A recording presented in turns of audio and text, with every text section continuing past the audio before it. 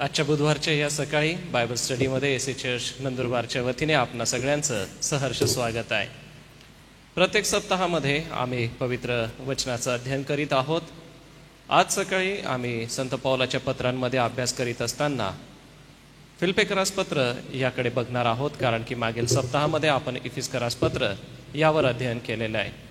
संत पौलाची ही जी पत्र आहेत त्यातील बारकावे आणि त्याचा लेखन काळ व लोकगट आणि त्यामागे असलेल्या संस्कृतीच्या सर्व ज्या महत्त्वपूर्ण गोष्टी आहेत त्या आपण तपासून पाहिलेल्या आहेत आणि त्यामध्ये जी सत्यता आहे आणि जो प्रवासाचं वर्णन आहे तो आपण अतिशय बारकाईने घेतलेला आहे, कारण की आदरणीय डॉक्टर रेव्हरंड जी जयकर पाळक साहेब हे आपल्यासाठी मेहनत करीत आहेत. अध्ययनासाठी पुष्कळ गोष्टी वाचाव्या लागतात आणि त्यांचं संकलन करावं लागतं. ते करण्यासाठी प्रभू परमेश्वराने त्यांना आपली कृपा पुरवली, आपला अनुग्रह दिला.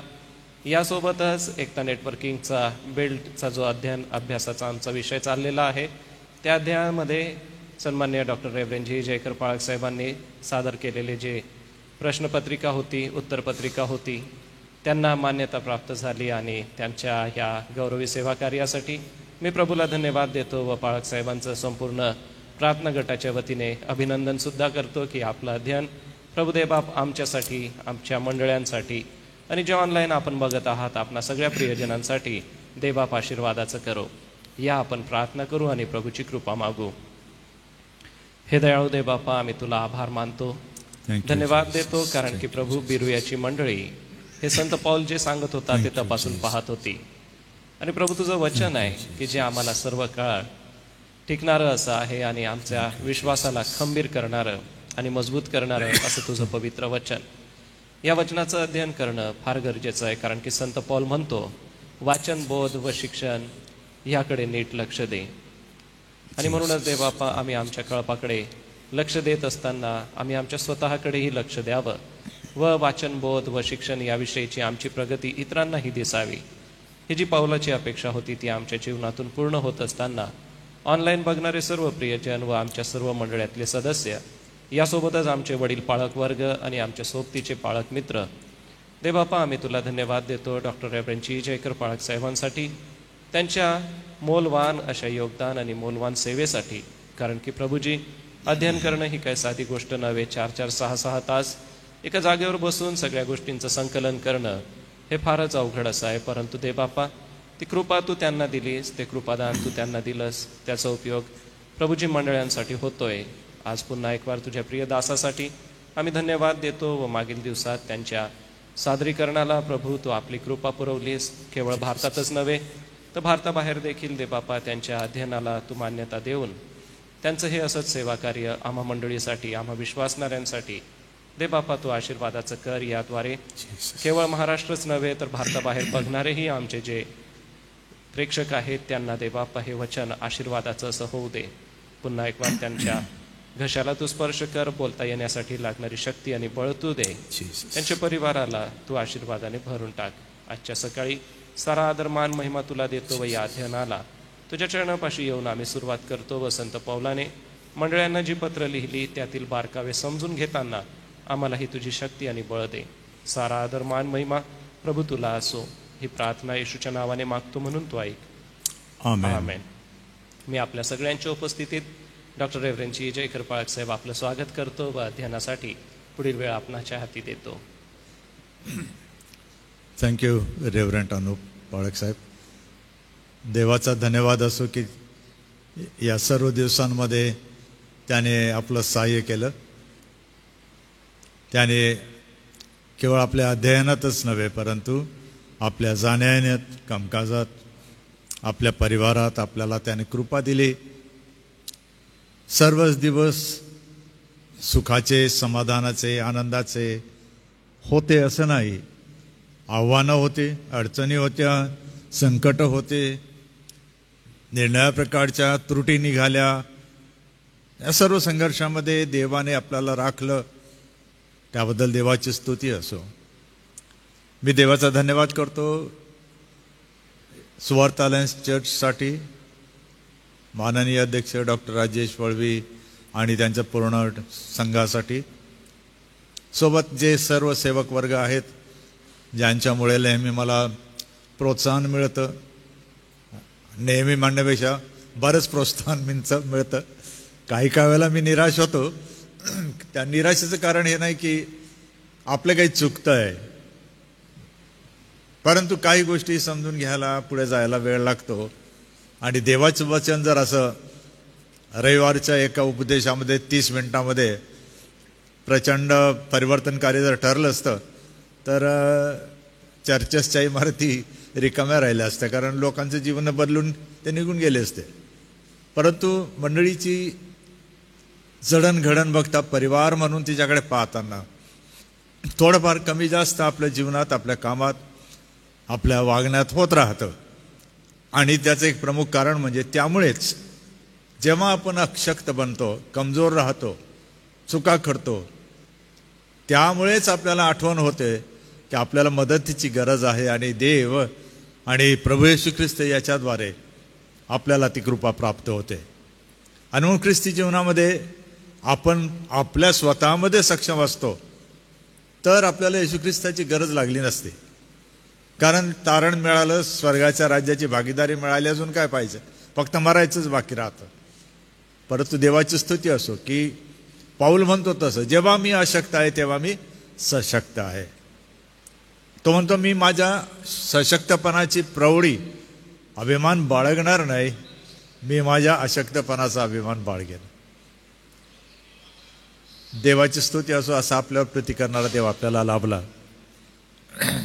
या सुमारे 5 वर्षामध्ये आपल्या या अभ्यासामध्ये अनेक जण जोडले, ते सामील झाले, त्याबद्दल त्या सर्वांचा धन्यवाद असो. मला आनंद वाटतो की सर्व जगामध्ये एसी चर्च नंदुरबारचं हे जे प्रसारण आहे ते बघितलं जातं. मी आहे म्हणून नाही, मंडळीच्या द्वारे आपण ते करतो म्हणून. आणि एसी चर्चला किंवा स्वीडिश अलायन्स मिशनला जगात लोक ओळखतात. बागे आपल्याकडे 80 सालामध्ये आले होते. डॉक्टर फिलिप महावीर धानोऱ्यामध्ये 1984 डिसेंबर महिन्यामध्ये ते होते. मी येऊ शकलो नाही भाषांतरासाठी, कारण मी सेमिनरीच्या शेवटल्या वर्षाला होतो. त्यांचा माझा संपर्क राहिला, त्यांनी मला पुस्तकं दिली, आम्ही बोललो, मला त्याने आमंत्रण दिलं. इंग्लंडला ते होते, मला जमलं नाही जायला. परंतु त्यांच्यानंतर त्यांचे जे मित्र होते, त्यांच्या मंडळींचे मोठे नेते आपल्याकडे आले.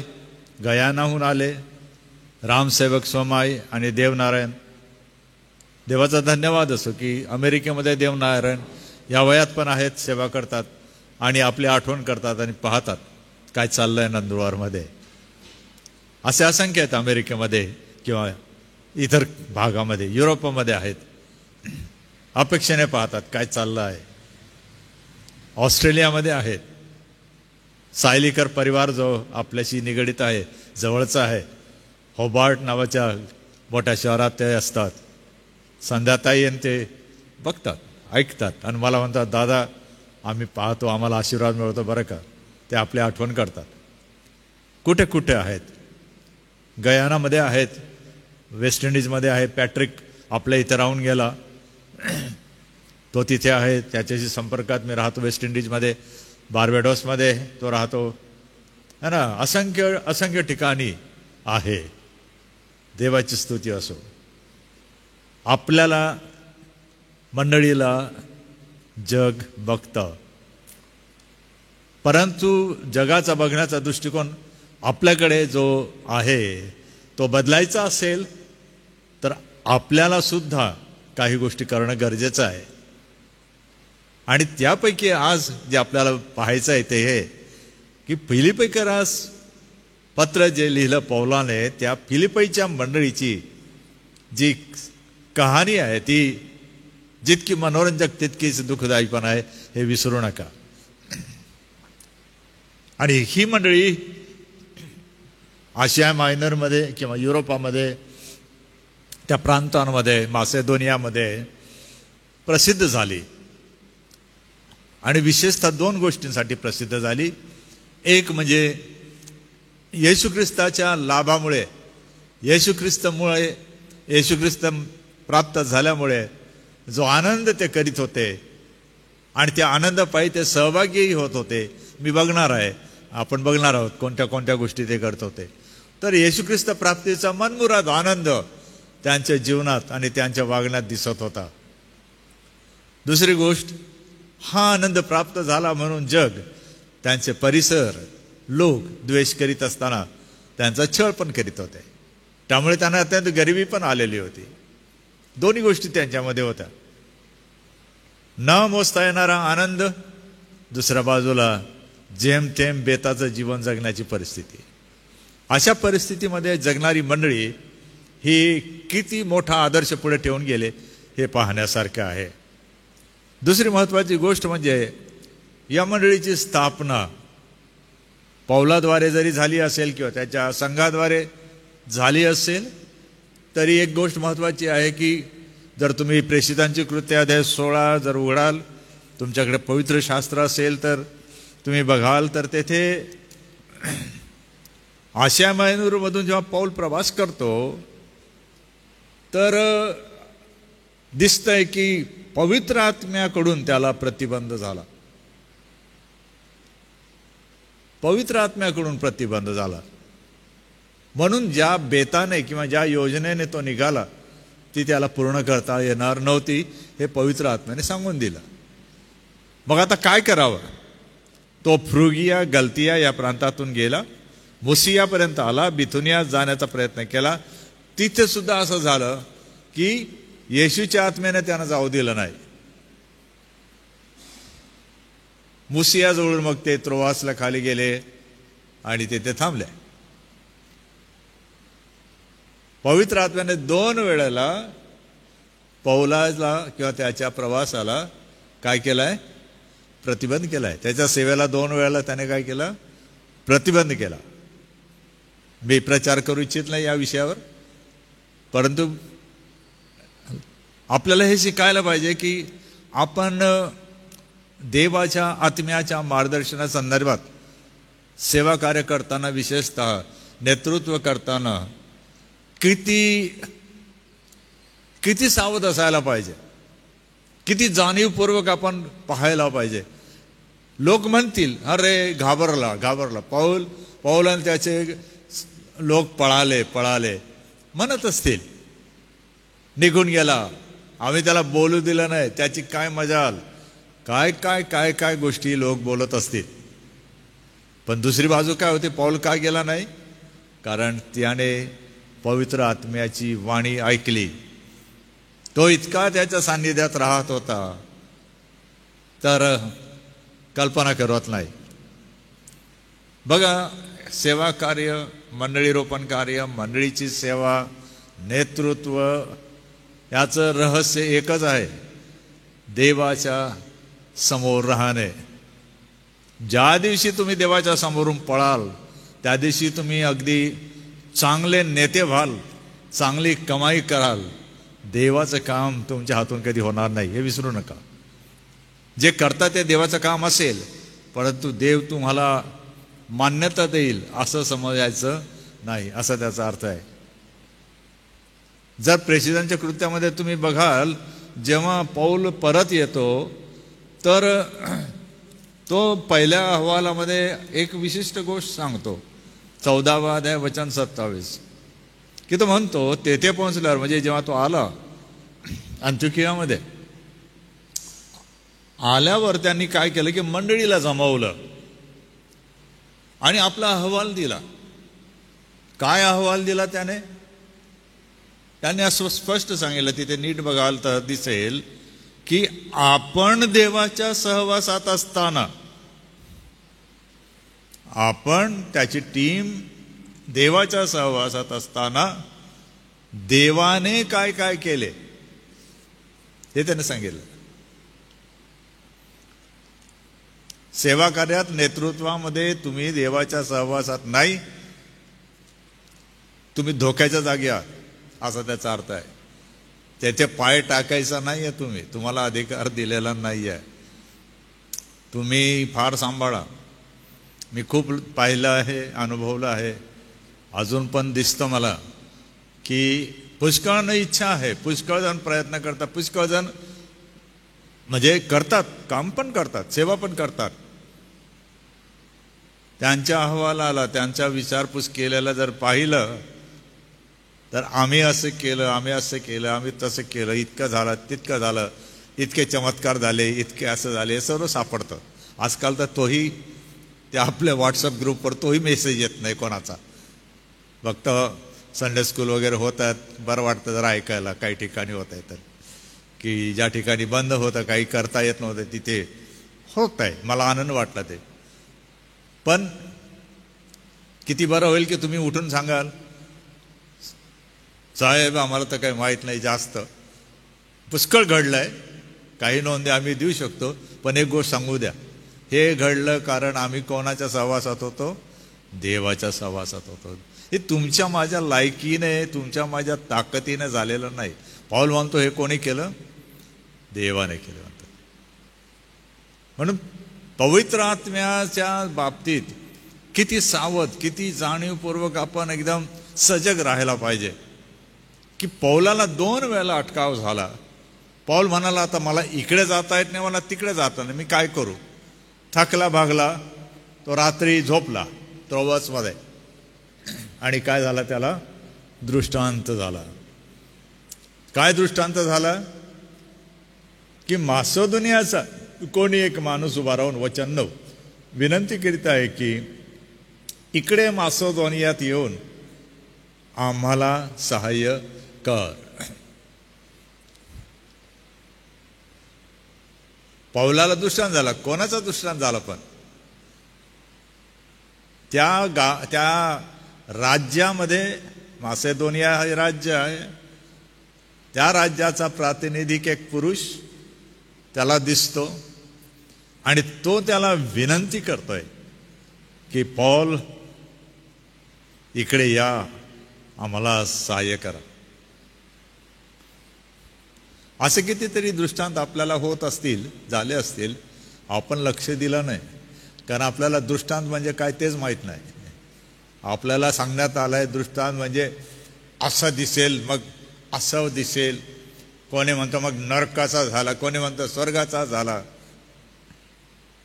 हा, मला वाटतं ते ठीक आहे. पण असे दृष्टांत पाहणारा पौल स्वतः म्हणतो, नाही नाही नाही, मी सांगितलं नको बाबा, हे मी कोणाला सांगणार पण नाही, कारण हे सांगणं पण मला जमणार नाही, अयोग्य आहे, अद्भुत गोष्टी आहेत, न सांगितलेलं बघतो, चूप राहील असं तो बोलला. परंतु आपण कसं करतो? किती उत्सुकतेने आपण सगळ्यांना सांगतो, असं झालं, वक्त येतात सांगतो, असं झालं एकदा नरकामध्ये. तुम्ही ऐकलेलं आहे या गोष्टी. चांगले चांगले लोक, बेनी हिन सारखे घ्या तुम्ही, DGS दिनाकरण घ्या तुम्ही, किती आहेत अशी सांगत होता, आम्ही नरकात जाऊन आलो, आम्ही स्वर्गात जाऊन आलो. मला सांगा तुम्ही, नरकातून कोणी परत आला जाऊन? आणि जो स्वर्गाला गेला त्याला या पृथ्वीवर यायला आवडेल परत? माझ्यासारखा तिकडे राहील? नको रे प्रभू, बंद झालं, इथेच मला तुझ्याजवळ राहू दे, मला परत पाठवू नको. आणि पाठवशील तर मला उद्देश दे. मी या गोष्टी सांगणार नाही, पण तू मला सांग मी काय करू, नाहीतर इथेच मी बरा आहे. आणि तोच संघर्ष फिलिप्पीच्या पत्रात आहे, इथे दिलेला नाही, फिलिप्पीच्या पत्रात. पौल म्हणतो, मी संभ्रमात आहे की मी कोणतं निवडू, देहात राहणं की प्रभूकडे जाणं. अशा संघर्षामध्ये पौल आलेला आहे. तेव्हा त्याला हा दृष्टांत होतो. आणि मग तो सुवार्ता सांगायस देवाने बोलावले. असं 10व्या वचनामध्ये एक शब्द आहे, असं आम्ही काय केलं? अनुमान केला. अर्थ नाही लावला. अर्थ लावणं आणि अनुमान करणं वेगळं आहे. त्रिकोणाच्या, समभुज त्रिकोणाच्या 3 बाजू समान असतात. अर्थ आहे, अनुमान आहे, विधान आहे, सत्य आहे. काय आहे? अनुमान. त्याला इन्फरन्स आपण म्हणतो. प्रत्यक्षात अस्तित्वात नाही, पण संकल्पनेनुसार कुठल्याही वर्तुळामध्ये, कुठल्याही आकारामध्ये 360 अंश असतात असं प्रमाण धरून गृहीत धरून त्याला प्रमेय सिद्ध करणं म्हणतात. तसा प्रकार तो आहे. ते अनुमान करून गृहीत धरलेला आहे की असं आहे. आणि मग त्रिकोणाच्या बाजू, वर्तुळ, त्याचा आस, त्याचा मध्य, त्याची त्रिज्या, ह्या त्या अंदाजावर किंवा त्या अनुमानांवर सिद्ध केलं जातं. अनुमानामागे तर्कशास्त्र असतं. तर्कशास्त्राचा वापर करतात.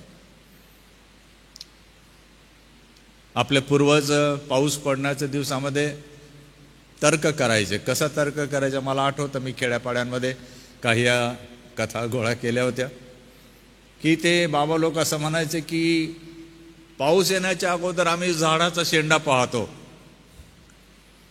म्हटलं कशाला? तर हळूहळू तिकडे आम्ही पक्ष्यांना घरटी करताना पाहतो. जितकं उंच घरटी करतील तितका मोठा पाऊस येईल असं ते म्हणायचं. माझी पण उत्सुकता असायची. मी पण पाहायचो की खरंच आहे का. कधी कधी मला दिसलं की कधी कधी पक्ष्यांची घरटी कधी मध्ये, कधी अजून वर, कधी वरच्या शेंड्यावर त्या बाजूला ते बांधत असत. हे अनुमान आहे. अनुमानामध्ये काय असतं तुमचं? एक आहे तुमचं विज्ञान किंवा वैज्ञानिक विचार आणि अनुभव. थिओलॉजी नाही आहे अनुमान करणे. हे सायन्स आहे, हे विज्ञान आहे. परंतु तुम्हाला माहीत पाहिजे पौलाचं अनुमान काय अनुमान काढलं त्याने मला काय करायला पाहिजे? सुवार्ता सांगायला जावं लागेल. आणि अनुमान करून आम्ही मासोदने जाण्याचं काय केलं? लागलाच विचार केला. पटकन म्हणजे उडी मारले नाही, त्याने तयारी केली. कारण मी तुम्हाला नकाशा दिलेला आहे. तुम्हाला दिसेल की कसा हा प्रवास झाला, कुठून कुठे. पण मला हे सांगायचं तात्पर्य की पौल जेव्हा ह्या मंडळीच्या संदर्भात बोलतो तर त्याने आपला अनुभव लोकांना सांगितला असेल. त्याच्या पत्रामध्ये दिसत नाही जास्त काही, पण त्याने सांगितलं असेल. त्याने जेव्हा पाहिलं फिलिप्पीमध्ये काय होत आहे, तर तुम्हाला माहीत आहे ती गोष्ट की फिलिप्पीमध्ये जादूटोणा होता, अंधश्रद्धा होत्या, मूर्तीपूजा होत्या, व्यसनाधीनता होती, गरिबी होती, व्यवसाय पण होते. व्यावसायिक जे होते त्यांचे मजूर होते, उद्योग होते थोडेफार, विशेषतः वस्त्रोद्योग ते प्रसिद्ध होता. करत्या दऱ्यांमध्ये गवत जे वाढत असे त्यावर कुरणं जी होती त्या कुरणांवर चरण्यासाठी मेंढपाळ मेंढरांचं पालन करीत असत. मेंढरांच्या त्या पालन व्यवसायामुळे लोकर आणि कातडी उपलब्ध होत होती. आणि त्यामुळे पौल, मी जे मागे पण बोललो, पौलाकडे बघितल्यावर तो स्ट्रॅटेजिक सिटीज किंवा स्ट्रॅटेजिक विलेजेस येथे गेला. मुख्य व्यापारी केंद्र किंवा मुख्य खेडे, मुख्य शहर, त्याकडे तो वळला. तुमच्या बिलच्या अभ्यासामध्ये पॉल अँड मेथड्स आहे, तुम्हाला त्यामध्ये जास्त शिकता येईल. पण मला हे सकाळी सांगताना आनंद वाटतो की पौल गेला, सुवार्ता सांगितली, सुवार्तेने शिरकाव केला आणि परिवर्तन झालं. कोणाचं परिवर्तन झालं? एका श्रीमंत उद्योजकाचं. ती स्त्री होती, लिडिया नावाची स्त्री होती, तिचं परिवर्तन झालं. आणि त्याचा परिणाम पुढे असा झाला की मंडळीची सुटका झाली, मंडळीची स्थापना झाली. पण तेथे पौलाला त्रास झाला, बंदिवास आला, त्याच्यातून ते सुटले. पौल आणि सिलास गाणी म्हणत असताना भूकंप झाला आणि तो जो जेलर होता मुख्य, त्याने आत्मघात करण्याचा प्रयत्न केला. त्याला वाचवलं. त्याच रात्री त्यांनी देवाचं वचन ऐकलं आणि बाप्तिस्मा घेतला, जेवण खाल्लं, आनंदोत्सव केला. आणि मग तेथून पुढे ते थेसलोनिकाला निघून जातात. ही साधारणपणे मंडळीची स्थापना आहे. मंडळी ही नेहमी देवाच्या सामर्थ्याच्या प्रगटीकरणाने आणि सुवार्तेच्या घोषणेने स्थापन होते. नुसत्या सुवार्तेने होत नाही आणि नुसत्याच सामर्थ्याच्या प्रगटीकरणाने होत नाही. दोघंही आमूलाग्र म्हणजे एकमेकाचे एकाच नाण्याचे दोन बाजू आहेत. नुसतं सामर्थ्याचं प्रगटीकरण पुरेसं नाही, नुसती सुवार्ताही पुरेसं नाही. प्रारंभ कधी सुवार्तेपासून होईल तर कधी सामर्थ्याच्या प्रगटीकरणापासून होईल. सामर्थ्याचं प्रगटीकरण म्हणजे power encounter with the forces of darkness, अंधकाराच्या सत्तेबरोबर लढा देणं आणि हा लढा देण्याचं सामर्थ्य देवाने प्रगट करणं. माझ्यामुळे नाही, देवाने प्रगट करणं. आणि ह्या दोन तत्वांवर आधारलेली ही मंडळी पुढे फार मोठा आधार झाली. आम्ही ह्या शहराचा इतिहास मी तुम्हाला दिलेला आहे आणि तुम्ही इथे पाहू शकता. त्याचं कारण सांगितलेलं आहे. ह्या पत्र लिहिण्याच्या समयी पौल बंदिवासात होता. म्हणजे परत हे पत्र कुठलं आहे? बंदिवासातील पत्र आहे. यामध्ये काही गोष्टी आपल्याला समजणं गरजेचं आहे. की पहिली गोष्ट की तो रोमचा सम्राट जो होता, निरो होता, त्यावेळेला राज्यकारभार पाहायला आलेला, त्याच्याद्वारे शेवटची त्याची सुनावणी होती आणि निकाल होता. पौल त्याची वाट पाहण्यासाठी तेथे अटकेमध्ये होता. दुसरी होती, या त्याच्या खटल्याचा शेवट एक तर मृत्यूदंडात झाला असता किंवा कायमची सुटका होण्यात झाला असता. खटल्याचा शेवट मृत्यूदंड किंवा कायमची सुटका. आपल्याला असं दिसतं की इतिहासामध्ये पौल पुढे कुठे गेला तर स्पेन वगैरे किंवा क्रेताकडे गेला, एवढ्या याच्याशिवाय आपल्याला काही जास्त माहिती नाही. आणि इतिहास म्हणतो की 68 सालामध्ये त्याचा शिरच्छेद झाला रोममध्ये.